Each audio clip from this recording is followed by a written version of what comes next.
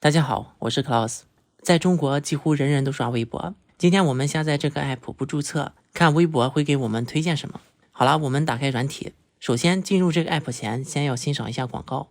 国潮，近几年中国抵制进口商品，很多国产品牌借助爱国的名义割韭菜发大财。好了，我们进来了。第一个微博，14岁女儿攒17000元零花钱借妈妈交房租。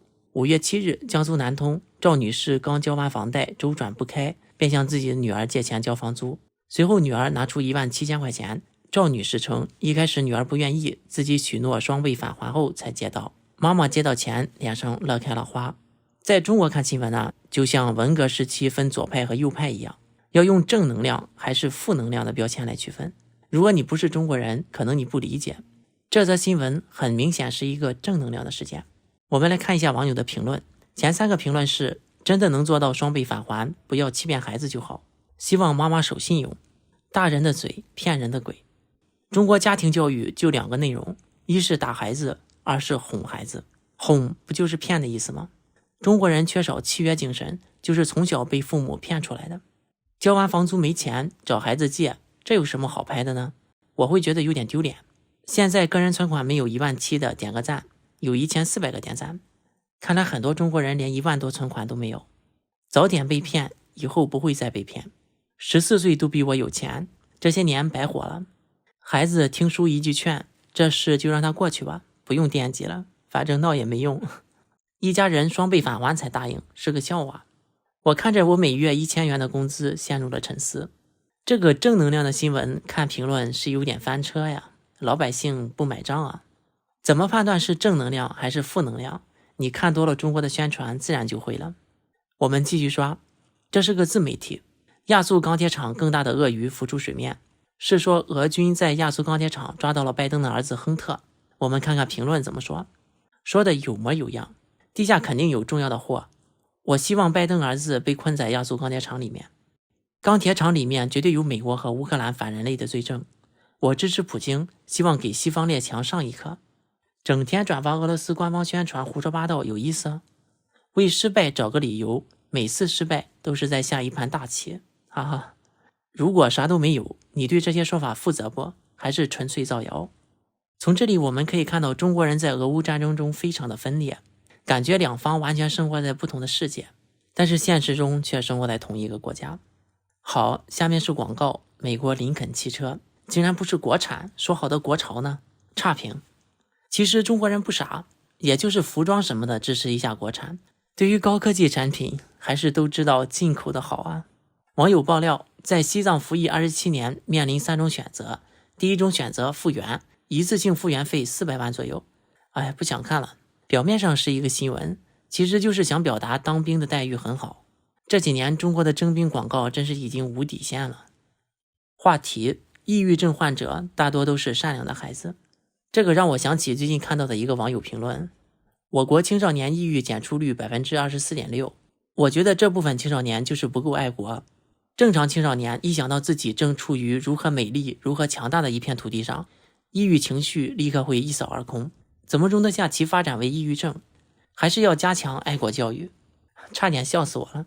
又一则新闻，强生偷偷关了新冠疫苗工厂，已经销毁数千万剂疫苗。没几个评论我们就不看了。下面这个参考消息是官媒，泽连斯基为和谈提出新条件。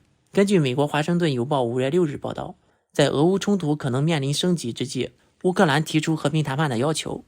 中国是个神奇的国度，一方面中国人相信外媒都是假新闻，而另一方面中国媒体又特别喜欢引用外媒。如果是说中国不好的，那就是外媒的报道当然是抹黑的，是假的。如果是说外国不好的，那就是外国人自己都承认了，当然是真的。我觉得没有几十年精神分裂时的大脑是消化不了这么多矛盾的信息的。我们看一下网友的评论，他嗑药了吧？看这口气我还以为是包围了莫斯科，不接受就立刻消灭。这家伙挺幼稚，一会儿一个样，这个演员也不累。出现幻觉了，乌克兰这个领土是前苏联划分的，不是泽连斯基说了算，给揍得晕了头了，胡言乱语。从这里我们对比之前那个自媒体关于俄乌的评论可以看出，官媒下面的评论是清一色亲俄的，在自媒体那里我们还能听到不同的声音。旱鸭子落水如何自救啊？这个我们就没什么看的了。爸妈因疫情封控，13岁男孩独居66天，喂胖自己和猫狗。5月6日，江苏苏州，朱女士与丈夫被封控在上海，13岁的儿子独自在家待了66天，上网课、写作业，同时还将宠物猫狗照顾得特别好。好了，我们的考题来了，这是正能量还是负能量？这是个送分题，给你3秒的时间。对，这很明显是正能量。我们看看网友的评论。所以我能理解9月份让学生学做饭之类了。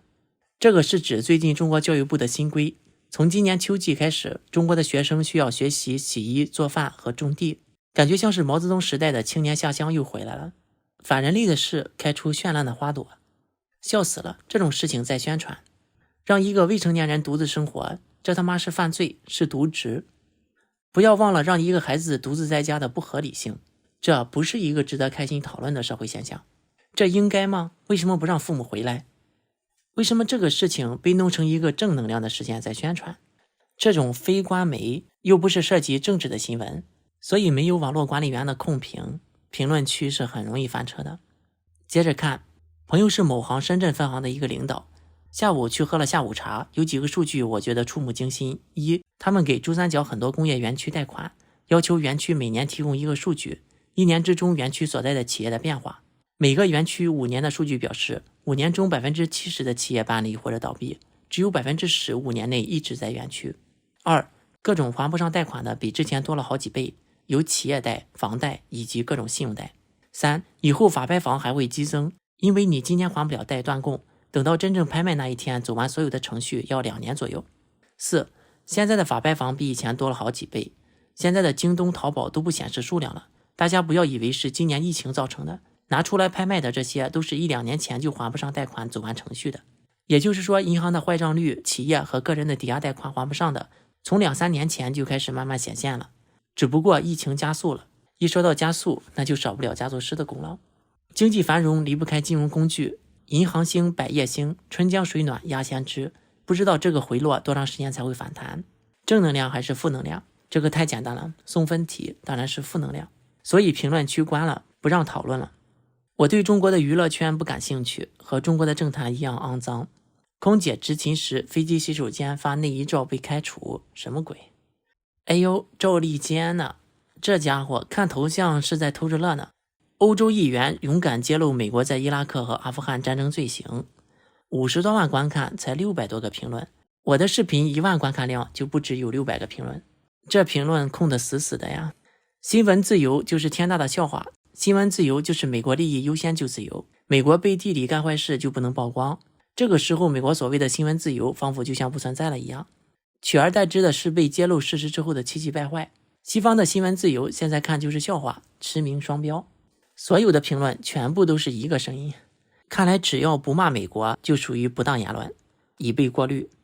在骂别人新闻不自由的时候，只允许一种声音的存在，简直太魔幻了。好了，我们就看这么多吧。其实看到这里，我相信大家也感受到了，在中国的网络上获得的信息，没有精神分裂的正常人是接受不了的。一个普通的中国网民的每天的生活，可能是骂完美国的水深火热，接着又抱怨自己还不上房贷，歌颂完祖国的伟大，厉害了我的国，紧接着可能就被抓起来封控了，连自己的孩子都不能照顾。我想这也就是为什么很多人说小粉红是有精神分裂的原因吧。好了，下面进入网友互动环节。上一期节目我们分析了中国不想让疫情结束，网友 Sailor Lin 说，小粉红试剂盒不准，所以要人工。你的意思是我国一直都在出口不合格的产品去欺骗人？小粉红，总之群居检测是有必要的。网友 Simon Soul 说，左传有言，庆父不死，鲁难未已。看来这是对2000多年后现在精准的预言，因为庆父就是庆丰。好了，本次节目就到这里，感谢大家点赞、订阅、留言和分享。我是 Klaus， 我们下次再见。